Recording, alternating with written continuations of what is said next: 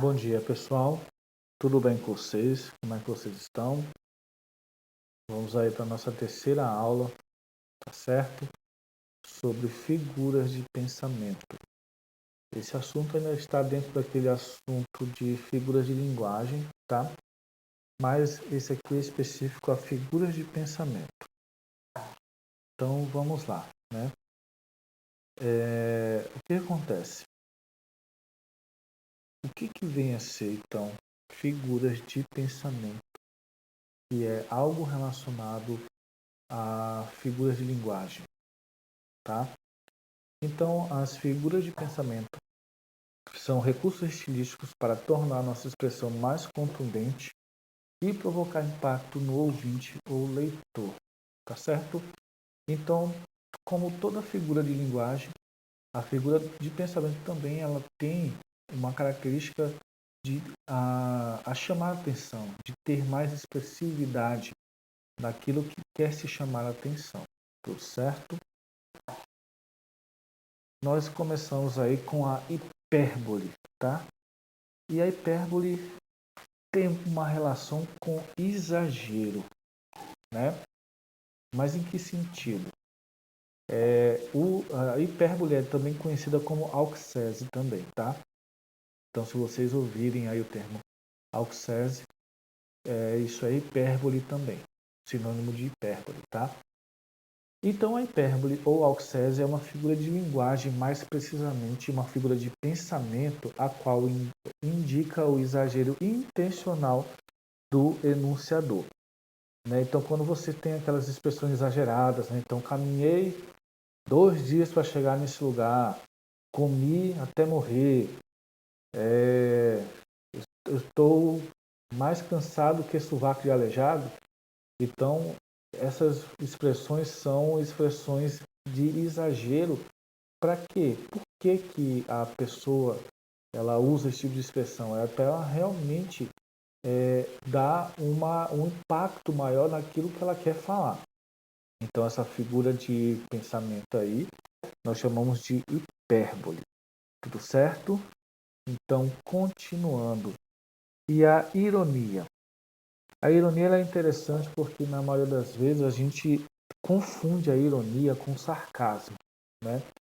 Mas, na verdade, a ironia ela tem mais relação com algo que representa aquilo que não deveria de fato acontecer. E quando acontece, ela acontece nesse sentido irônico. Então não confundam sarcasmo com ironia.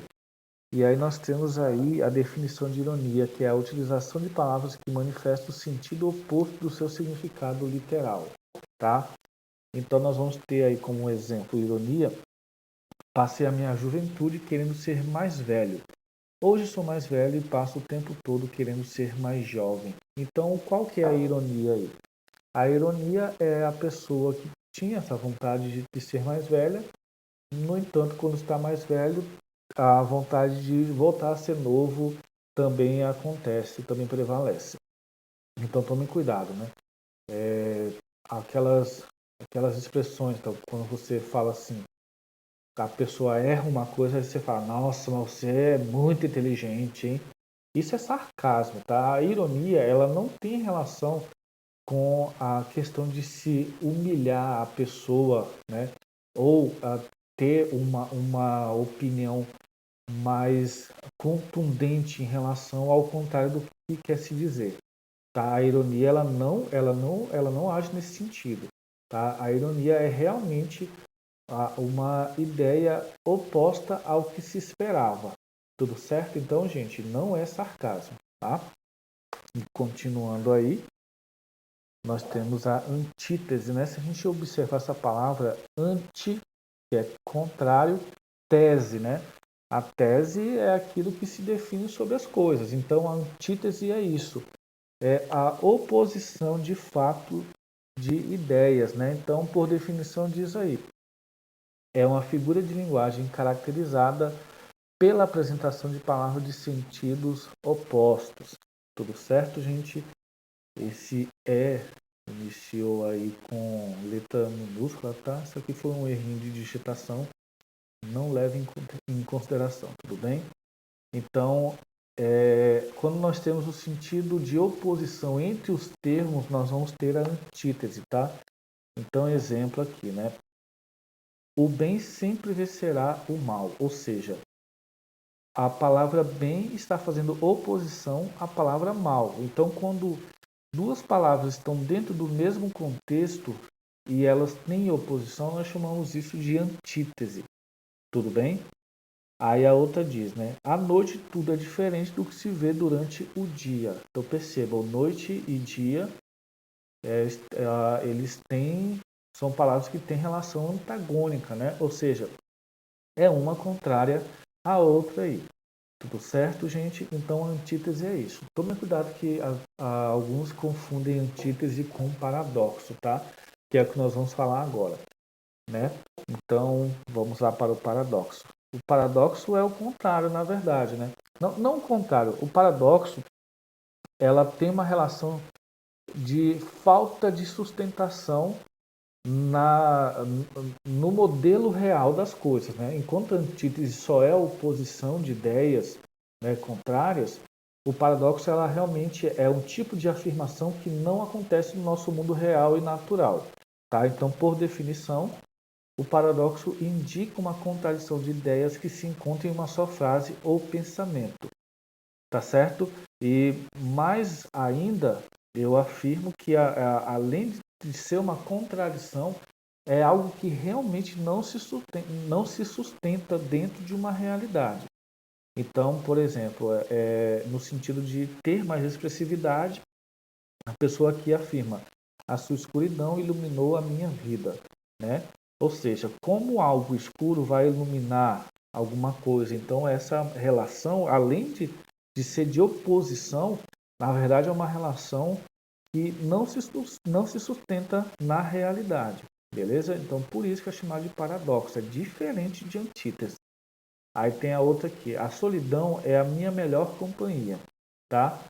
Ou seja, a pessoa, quando está só, ela se sente acompanhada. Isso, além de ser ideias opostas, é na verdade uma contradição, né? É algo que não se sustenta dentro de uma realidade. Tudo certo? Então, o paradoxo é isso aí, tá certo? Não confunda com antítese. Então, continuando aí. O que vem a ser a prosopopeia ou personificação? É muito fácil, a maioria de vocês já sabe, que é quando a gente atribui trejeitos ou comportamentos especificamente humanos a seres inanimados ou objetos, né? Então, por definição, a prosopopeia é o ato de conferir características humanas aos objetos animados ou ao que é abstrato, como as emoções de animais, por exemplo. Tá? Então nós temos um exemplozinho aí. A vida é cruel. A vida é algo que não tem nenhum tipo de sentimento e nenhum tipo de desejo, né? Então nós estamos dando a característica humana à vida dizendo que ela é cruel. Quando isso acontece, a gente chama isso de prosopopeia. Um detalhezinho, todas as vezes que se fala de prosopopeia, as pessoas só têm o hábito de dizer que é quando os animais têm trejeitos humanos, né? Mas não somente os animais, né? Até esse substantivo concreto aqui, né? Que não é bem um animal, é algo que se existe somente por essência, a gente fazer ou dar atribuições humanas a isso. Aí eu tenho outro exemplo aqui. Aquele quadro me encarava com certo desdém, né? Ou seja, atribuições humanas a um objeto, que no caso aqui é um quadro, né? Tudo certo então, gente? Muito fácil prosopopeia. E continuando, o apóstrofo, tá? O apóstrofo, ele tem uma relação muito próxima com o vocativo, né? E o vocativo é chamar a atenção para alguma coisa, não é verdade? Então, como que se justifica o apóstrofo? O apóstrofo é quando nós invocamos, né, a alguma pessoa que é real ou imaginária. Também com relação à entidade que se dirige, né? como forma de chamar atenção ou de enfatizar alguma coisa. Então nós temos aí como exemplo, meu Deus, Nossa Senhora. Então, essas duas expressões aqui, nós chamamos na figura de pensamento de apóstrofe, tá? Mas é também chamado de vocativo também, lá na sintaxe. Tudo certo, gente? Então, gente, continuando aí, nós temos a gradação. O que é a gradação? A gradação é uma figura de pensamento que tem relação com a sequência de coisas que está acontecendo, de modo a descrever uma ação, né? Ou até mesmo de intensificar aquela expressão. Então, nós temos aqui o exemplo de ele pensou, mediu, pesou e pulou. Foi o melhor salto que ele fez. Ou seja, a pessoa podia muito bem só falar, ele saltou. Pronto, não precisava nem falar, ele pensou, mediu, pesou e pulou. Mas a pessoa, ela escreve isso aqui, ela descreve isso com a intenção realmente de chamar atenção para como esse fato se desenrolou. Tudo certo? Então, gente, então isto é a gradação. Aí tem um detalhe. Ela pode se dar tanto no crescente, que é este caso aqui, né? Quanto no decrescente. Tudo bem?